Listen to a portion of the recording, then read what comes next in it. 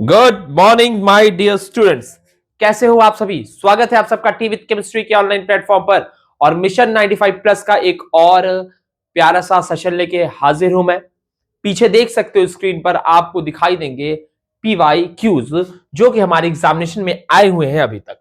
ठीक है, तो आज का सेशन में मैं कुछ चुनिंदा चुनिंदा जो है पीवाई क्यूज लेके आया हुआ हूं इलेक्ट्रोकेमिस्ट्री के। तो इसको आज हम लोग जो है सॉल्व करने वाले हैं। शुरू करें, चलिए आइए। तो सबसे पहले सवाल की ओर बढ़ते हैं। तो सबसे पहला सवाल क्या बच्चा, सबसे पहले सवाल पूछ रहा है an electrochemical cell behaves like an electrolytic cell, यानी एक इलेक्ट्रोकेमिकल सेल को इलेक्ट्रोलिटिक सेल में कन्वर्ट कराना है। ध्यान से देखो तो एनसीईआरटी में सिंपल सी एक लाइन दी हुई है कि जब बच्चा आपका एक्सटर्नल सेल पोटेंशियल ज्यादा हो जाए ई सेल से तो होता क्या है, रिएक्शन जो होती है वो रिवर्सिबल हो जाती है, यानी जो हमारा इलेक्ट्रोकेमिकल सेल है वो इलेक्ट्रोलिटिक सेल की तरह बिहेव करने लगता है। क्लियर हो गई बात? क्या बात क्लियर हो गई? कहने का मतलब है कि अगर मैं डैनियल सेल की बात करूं, डैनियल सेल की अगर मैं बात करूं तो इसका पोटेंशियल आपका, इसका ई नॉट सेल जो है आपका बच्चा वो आपका 1.1 वोल्ट है। कितना बच्चा? 1.1 वोल्ट है। तो अब क्या होगा, अगर हम एक्सटर्नल पोटेंशियल 1.1 से ज्यादा दे देंगे तो होगा क्या, रिएक्शन जो होगा वो आपका क्या हो जाएगा, रिएक्शन आपका उल्टा हो जाएगा, यानी रिएक्शन आपका रिवर्स हो जाएगा और इस समय आपका जो सेल है वो इलेक्ट्रोलिटिक सेल की तरह बिहेव करने लगेगा। तो मेरे ख्याल से पहला सवाल आप लोग को समझ में आ गया होगा, काफी रिलेटिवली आसान सवाल था ये। क्लियर है दोस्त? क्लियर है? आइए, अगर पहला सवाल आप समझ गए हैं तो बढ़ते हैं हम लोग। पहले सवाल का जवाब है C. Give 2 points of difference between electrochemical and electrolytic cell. आइए भैया, तो 2 पॉइंट ऑफ डिफरेंस देखिए अगर हम लोग इलेक्ट्रोकेमिकल सेल का और इलेक्ट्रोलिटिक सेल का। तो अगर मैं यहाँ पे इलेक्ट्रोकेमिकल की बात करूं और अगर मैं इलेक्ट्रोलिटिक सेल की बात करूं तो ध्यान से देखिएगा। इलेक्ट्रोकेमिकल सेल में क्या होता है बच्चे, इलेक्ट्रोकेमिकल सेल में क्या होता है, इलेक्ट्रोकेमिकल सेल में केमिकल रिएक्शन से इलेक्ट्रिकल एनर्जी बनाई जाती है। क्लियर दोस्त? केमिकल रिएक्शन करा करके इलेक्ट्रिकल एनर्जी बनाई जाती है। वहीं अगर इलेक्ट्रोलिटिक सेल की बात किया जाए तो यहाँ पर इलेक्ट्रिकल एनर्जी से केमिकल रिएक्शन करवाया जाता है। ठीक है, पहला पॉइंट ऑफ डिफरेंस ये हो गया। इलेक्ट्रोकेमिकल सेल्स के जितने भी रिएक्शंस होते हैं इलेक्ट्रोकेमिकल सेल के, यहाँ पर क्या होता है बच्चे, ये आपके स्पॉन्टेनियस होते हैं। ये आपके कैसे होते हैं, ये आपके स्पॉन्टेनियस होते हैं। और वहीं इनके रिएक्शन जो होते हैं इलेक्ट्रोलिटिक सेल के, दे आर नॉन स्पॉन्टेनियस। ये कैसे होते हैं आपके, नॉन स्पॉन्टेनियस होते हैं। क्लियर हो गया? एक और पॉइंट लिख ले भैया, यहां पर इलेक्ट्रोकेमिकल सेल में क्या होता है, इलेक्ट्रोकेमिकल सेल में जो अनोड होता है बच्चा, जो अनोड होता है ये आपका कैसा होता है, इसका नेचर होता है आपका नेगेटिव। वहीं अगर हम इलेक्ट्रोलिटिक सेल की बात करें तो यहाँ जो एनोड होता है इसका नेचर क्या होता है बच्चा, वो होता है आपका पॉजिटिव। क्लियर है? मेरे ख्याल से इतने डिफरेंसेस बहुत है, क्योंकि यहां पर आपसे सवाल में पूछा गया था जस्ट स्टेट 2 डिफरेंसेस। क्लियर है? क्लियर है बात भाई? क्लियर है? चलो चलो चलो चलो चलो, अब देखो तीसरा सवाल देखो, डिफाइन इलेक्ट्रोकेमिकल सेल। तो जी हाँ बिल्कुल, आप इलेक्ट्रोकेमिकल सेल जो है डिफाइन कर लोगे। ऐसा सेल जहां पर केमिकल रिएक्शन से इलेक्ट्रिकल एनर्जी प्रोड्यूस किया जाए या फिर करंट प्रोड्यूस करवाया जाए, उनको हम इलेक्ट्रोकेमिकल सेल कहते हैं। अब क्या बोल रहा है, what happens if external potential applied become greater than E naught cell. जैसे ही एक्सटर्नल पोटेंशियल ग्रेटर होगा ई नॉट सेल से जैसे ही ज्यादा होगा, तुरंत क्या होगा प्यारे बच्चे, तुरंत आपका जो इलेक्ट्रोकेमिकल सेल है वो इलेक्ट्रोलिटिक सेल की तरह बिहेव करने लगेगा। दिख रहा है ना, इसका आंसर आपको यहां दिख रहा है ना, cell behaves like an electrolytic cell, यानी जो इलेक्ट्रोकेमिकल सेल है वो इलेक्ट्रोलिटिक सेल की तरह बिहेव करने लगेगा। क्लियर है बात? चलिए आइए तब चलते हैं अपने चौथे क्वेश्चन की तरफ। चौथा सवाल क्या बोल रहा है, the correct cell representation of the following. अच्छा, इसका करेक्ट रिप्रेजेंटेशन क्या है बच्चा, ये तो जिंक और सिल्वर का यहाँ पर हमें जो है सेल देखने को मिल रहा है। ठीक है, जिंक का यहाँ क्या हो रहा है बच्चे, ऑक्सीडेशन हो रहा है। हमें पता है सॉल्ट ब्रिज के लेफ्ट में हम एनोड रखते हैं, या फिर मैं और थोड़ा डिटेल में बता दूं तो आइए देखिए, यहाँ पर आपका मेटल होगा, फिर फेस बाउंड्री होगी, फिर आपका मेटल आयन होगा, फिर आपका सॉल्ट ब्रिज होगा, फिर यहाँ पर आपका मेटल आयन होगा, फिर यहाँ पर फेस बाउंड्री होगी, फिर यहाँ पर आपका मेटल होगा। ठीक है, इस तरीके से हम सेल रिप्रेजेंटेशन देखते हैं। जो सॉल्ट ब्रिज के लेफ्ट में आपको दिख रहा है हिस्सा और जो हिस्सा राइट में दिख रहा है, तो लेफ्ट में आपको हम क्या लिखते हैं, हम एनोड लिखते हैं, और राइट में क्या लिखते हैं, कैथोड लिखते हैं। क्लियर है दोस्त? आओ चलो देखते हैं। जिंक जिंक 2+ में जा रहा है, यही हमारा एनोड है। यहाँ पर ये हमारा क्या है, एनोड है। देखिए यहाँ पर कैथोड लिखा हुआ है, गलत। कैथोड लिखा है, गलत। कैथोड लिखा है, गलत। और एनोड है और सॉल्ट ब्रिज फिर कैथोड है। यहाँ पर ऑप्शन डी हो जाएगा। क्लियर है मित्र? क्या इतने सवाल में किसी को कोई दिक्कत है? क्या इतने सवाल में किसी को कोई दिक्कत है? मेरे ख्याल से किसी को कोई दिक्कत नहीं है। ठीक है, चलिए आइए अब उसके आगे बढ़ते हैं। चलिए अब जो है पांचवा, अब चलिए हम लोग पांचवा सवाल भी करते हैं। चलिए, ओहो यही दिक्कत है। चलिए तो फिर पांचवें सवाल को अगर मैं करूं, तो देखते हैं। If the standard electrode potential of an electrode is greater than 0, अच्छा अगर वो 0 से बड़ा है, then we can infer that. ओहो, ये भी जो आपका क्वेश्चन, ये भी आपके एनसीईआरटी के सीधे लाइन से उठाया गया सवाल है। ये भी आपके एनसीईआरटी के सीधे लाइन से उठाया गया सवाल है। मैं आप लोग को दिखाता हूं, जस्ट वेट अ मिनट। क्या हो गया भाई? Web page not available, net नहीं चल रहा है क्या? ओके, ये क्या हो गया मेरे भाई? इंटरनेट नहीं चल रहा है, क्या हो गया? इंटरनेट काम नहीं कर रहा है। चलिए, हो सकता है शायद कोई नेट का इशू हो, तो अभी ये हमारा वेब पेज लोड नहीं हो पा रहा है। कोई बात नहीं, खैर ये सीधे स्टेटमेंट है, तो ध्यान से देखिए। ग्रेटर देन 0 यानी कि बच्चे पॉजिटिव है, ई नॉट सेल की वैल्यू पॉजिटिव है तो मतलब वो हाइड्रोजन को रिप्लेस नहीं कर पाएगा, वो हाइड्रोजन गैस को लिबरेट नहीं कर पाएगा। इसका मतलब जो उसका रिड्यूस फॉर्म है बच्चा, रिड्यूस फॉर्म है, वो ज्यादा स्टेबल होगा कंपेयर टू हाइड्रोजन गैस। उसका जो रिड्यूस फॉर्म है वो ज्यादा स्टेबल होगा in comparison to the hydrogen gas. यानी कि हमारा ऑप्शन ए एकदम परफेक्ट होने वाला है, और ये सीधे एनसीईआरटी की लाइन है बच्चे। क्लियर है? चलिए, मेरे ख्याल से सवाल भी आपको समझ में आ गया होगा, पांचवा सवाल भी आपको समझ में आ गया होगा। अगर आपको इसमें और भी डिटेल समझना है तो आप मेरी कंप्लीट जो मतलब मेरे जो एप्लीकेशन में जो हमारी वीडियो है, जिसमें मैंने ये पूरा चैप्टर पढ़ाया हुआ है, आप वहां से देख सकते हो। वहां पर तो मैंने आपको हर एक डिटेल समझा दिया है कि इस सवाल को कैसे करना है। समझ गए? ठीक है, बाकी यहां पर आपको ये चीजें बिल्कुल याद होनी चाहिए। ठीक है, आइए अगला देखते हैं। भैया पूछ रहा है डेल्टा जी और ई नॉट सेल एक स्पॉन्टेनियस रिएक्शन के लिए क्या होते हैं? तो ध्यान रखना भैया, डेल्टा जी जो होता है ये बराबर होता है माइनस NF ई। यह नट लगाइए, यह नट लगाइए। ठीक है, डेल्टा जी बराबर minus NF E naught cell. तो देखिए, फॉर स्पॉन्टेनियस प्रोसेस के लिए क्या होता है? स्पॉन्टेनियस प्रोसेस के लिए कवि क्या कहते हैं?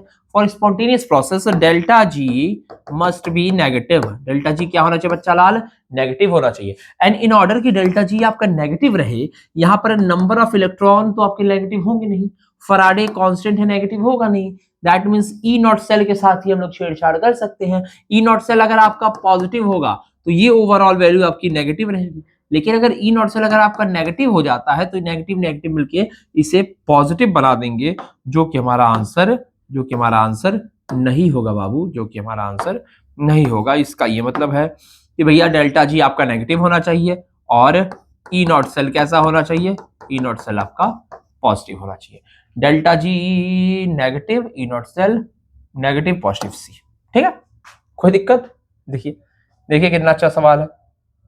आइए सातवें सवाल को करते हैं। चलिए सातवें सवाल को करते हैं। क्या सातवां सवाल आप लोग से हो जाएगा? आइए देखते हैं। यहां पर ध्यान से देखिए बच्चों, यहां पर सिल्वर है और Fe2+। ठीक है, यहाँ पे सिल्वर और आयरन है, और देखिए यहाँ पे आपको इलेक्ट्रोड पोटेंशियल दिख रहा होगा, ई नॉट है प्लस 0.80 और इसका ई नॉट है माइनस 0.44। तो सबसे पहले हमें यहाँ पर सेलेक्ट करना है बच्चों, एनोड की तरह कौन एक्ट करेगा और कैथोड की तरह कौन एक्ट करेगा। ध्यान से देखो, Ag प्लस से Ag में जा रहा है, एक इलेक्ट्रॉन गेन हो रहा है, मतलब ये भी यहाँ पे आपका SRP दिया हुआ है, स्टैंडर्ड रिडक्शन पोटेंशियल, और यहाँ पर भी तो Fe2+ Fe में जा रहा है, मतलब 2 इलेक्ट्रॉन गेन कर रहा है, तो यहाँ पर भी आपका SRP दिया हुआ है, मतलब स्टैंडर्ड रिडक्शन पोटेंशियल। और जब स्टैंडर्ड रिडक्शन पोटेंशियल दिए हुए दोनों दोस्त, तो ध्यान से देखना, ये मोर नेगेटिव है ना, मोर नेगेटिव है, मतलब it will act as anode, और ये जो पॉजिटिव है it will act as cathode. तो ध्यान से देखो भैया, ध्यान से देखो मेरे बच्चा, ध्यान से देखो बाबू, ई नॉट सेल किसके बराबर होगा? ई कैथोड माइनस ई एनोड। ठीक है, ई कैथोड कितना बच्चा? ई cathode is 0.80 minus E anode is minus 0.44, minus से माइनस प्लस हो जाएगा तो 0.80 प्लस 0.44, 8 से 12 एंड दिस इज 1.24 वोल्ट। देखते हैं 1.24 आंसर है, तो आंसर डी है। क्या बात समझ में आई? क्या बात समझ में आ रही है मित्र? अगर बात आप लोगों को समझ में आ रही है तो कुछ नहीं करना है, कुछ नहीं जाता है, एक लाइक करने में और जो है चैनल को सब्सक्राइब करने में और वीडियो को शेयर करने में, मतलब मैं काफी खुश हूं अगर आप ऐसा कर रहे हो। ठीक है दोस्त, आ जाओ, चलो आगे बढ़ते हैं, आगे बढ़ते हैं मेरे भाई। चलिए, तो ये रहा आपका अगला सवाल। अगला सवाल ये रहा आप लोग की कंप्यूटर स्क्रीन के ऊपर। ठीक है, चलो अगला सवाल करते हैं भैया। यहाँ पर क्या दिया हुआ है, consider the following E not potential. ठीक है, ई नॉट सेल दिया हुआ है, ओके। यहाँ पर भी देखिए SN2 प्लस SN में जा रहा है, मतलब क्या है बच्चा, SRP। Fe3 plus Fe2 plus में जा रहा है क्या बच्चा, SRP। डिंग डिंग ठीक है, कोई दिक्कत नहीं है। चलिए, ये तो हमें सबसे पहले देखो, ध्यान दो, यहाँ पर इलेक्ट्रॉन की संख्या अलग अलग है, मतलब हमें पहले इसे बैलेंस करना पड़ेगा। तो अगर मैं इसे बैलेंस करूं तो मैं यहाँ पर 2 लगा दूं, यहाँ 2 लगा दूं और यहाँ 2 लगा दूं, तो रिएक्शन हमारा बैलेंस हो जाएगा।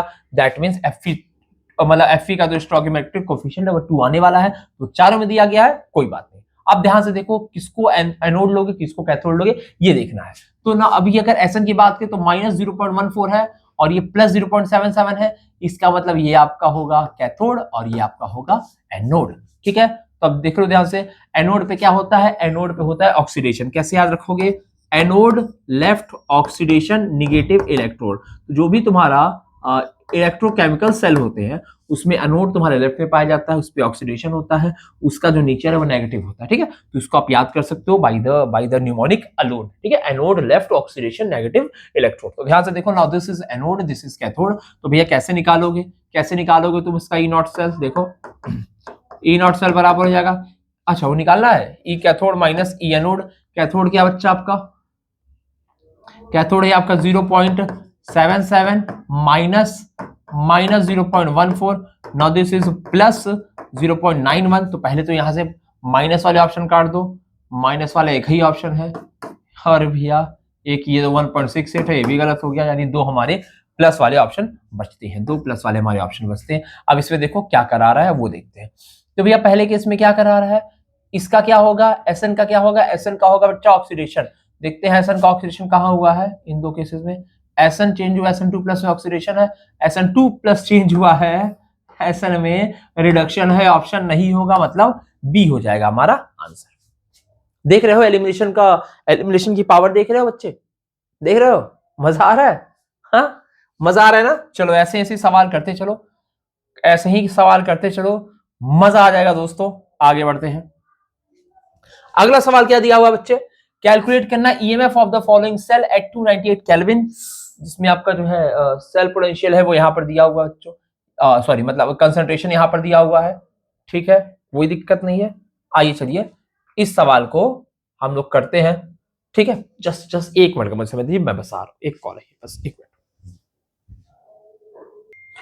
ओके फ्रेंड्स, तो ठीक है sorry for the interruption.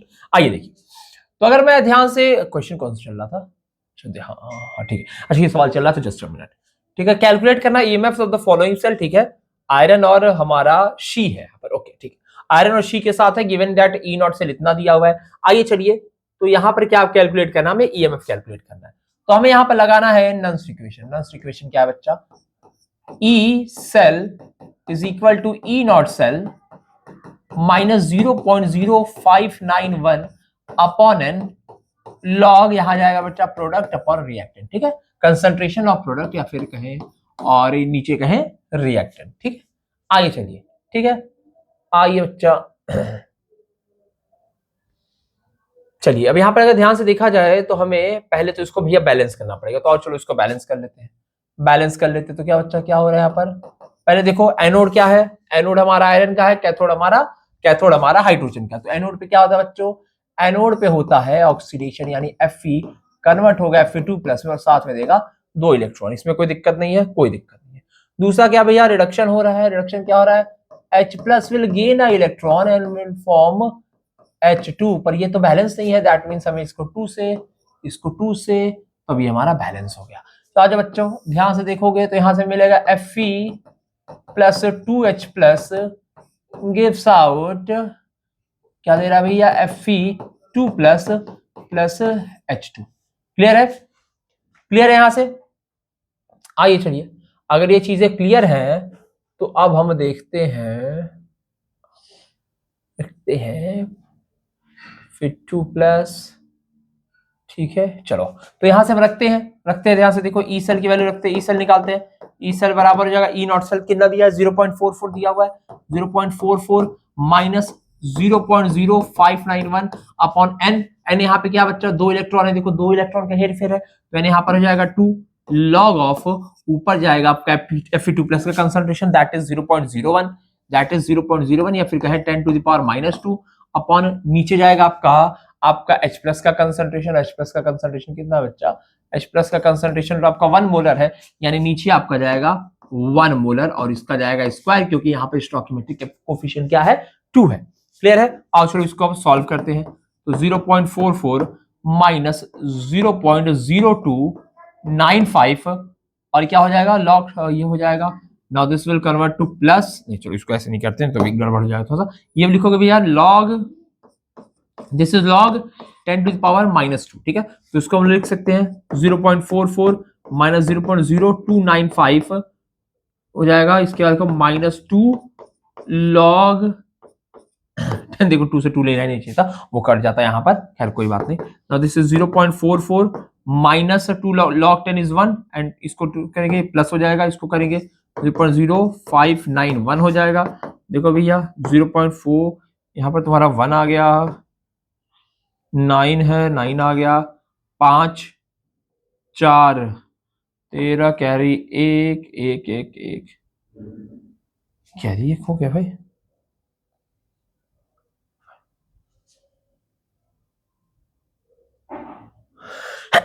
Sorry भाई दोबारा एक बार कर देते यार, सो सॉरी फॉर द छींक, चलिए इसको 0 0 कर लेते हैं और ये प्लस कर लेते हैं 0.0591, ओके दिस इज 1 9 और 5 9 एंड दिस इज 4, ठीक है, ओके तो दिस इज 0.4491 वोल्ट, ओके ठीक है, तो ये हमारा ई नॉट सेल आ गया, यहाँ पर सॉरी हमारा ई सेल इतना आ गया, ठीक है, तो मेरे ख्याल से ये सवाल आप लोग को समझने में कोई दिक्कत नहीं हुआ होगा। क्लियर भाई? चलिए अगला चलते हैं हम लोग, 9वां सवाल भी आप लोग का हो गया, आंसर कितना आया है 0.4991 वोल्ट। अगला सवाल देखते हैं, कैलकुलेट गिव्स free energy for the cell reaction, ये सेल रिएक्शन है, गिव्स फ्री एनर्जी निकालना है, ओके जिंक का दिया हुआ है आपको, एसआरपी दिया हुआ है यहाँ पर, देखिए एसआरपी है Zn2 प्लस Zn में जा रहा है, दैट मींस ये एसआरपी दिया हुआ है, CD2 प्लस CD में जा रहा है, दैट मींस ये भी आपका एसआरपी दिया हुआ है, देख रहे हो एसआरपी फैन है सब, ये क्या बच्चे एसआरपी फैन है, ध्यान से देखो, अब क्या निकालना है, हमें निकालना है इसमें डेल्टा जी का फॉर्मूला अगर आप मुझे डेल्टा जी का बताओ तो क्या होता है -NF E naught cell, sorry -NF E naught cell, पहले E नॉट सेल निकाल लेते हैं, कैथोड क्या होगा -CD का प्लस है, कैथोड हमारा हो जाएगा 0.40 वोल्ट, कितना लिखा है भाई 0.40, ठीक है, जाएगा 0.40 माइनस 0.76, ठीक है, क्या हो जाएगा plus 0.40 plus 0.76, this will equal to 1.16, क्या इसमें कोई दिक्कत है? ठीक है, कोई दिक्कत है, 1.16 वोल्ट यहां पर आ चुका है। अब ध्यान से देखो, अब हमारे पास सारी चीजें हैं, n है, n कितना बच्चा CD2 प्लस से CD में जा रहा है, Zn2 प्लस से Zn में जा रहा है, मतलब n की वैल्यू 2 ही रहने वाली है। डेल्टा जी क्या हो जाएगा -2, फराडे की वैल्यू 96500, ई नॉट सेल कितना आएगा, ई नॉट सेल कहां गया भैया, अभी तो निकाले 1.16 है, 1.16 ये हमारा आंसर होने वाला है। तो अगर मैं आंसर कैलकुलेटर से फटाक से निकाल दूं तो देखते हैं हमारा आंसर कितना आएगा,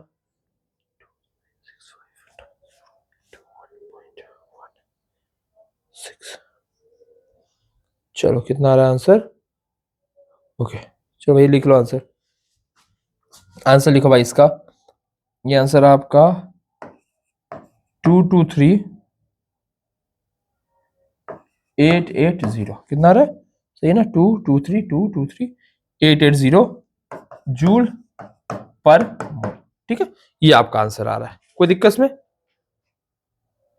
क्या इसमें कोई दिक्कत है आपको? मेरे ख्याल से बिल्कुल भी दिक्कत नहीं होगी। चलिए, तो अगर ये हो गया तो यहां पर आपको आंसर मिल चुका है। अगर ये किलो जूल में पूछता है तो इसको आप कर सकते हो 223.8 किलो जूल पर मोल। ठीक है, चलिए ये सवाल हो गया, मेरे ख्याल से आप लोग को समझ में भी आ गया होगा। ठीक है, चलिए भाई, अब क्या करते हैं, अब देखिए अब क्या है, मेरे ख्याल से इसके बाद अगली वीडियो में इसके आगे के क्वेश्चन मैं आप लोगों को कराता हूँ, क्योंकि अभी जो है एक इम्पॉर्टेंट नोटिफिकेशन आ गई मेरे पास, तो मुझे उसके लिए निकलना पड़ेगा। तो इसका सेकंड पार्ट जो है वो कल अपलोड हो जाने वाला है। ठीक है, तो फिलहाल के लिए थैंक यू सो मच अब तक वीडियो बने रहने के लिए। बहुत जल्द मिलते हैं आपसे अगले पार्ट।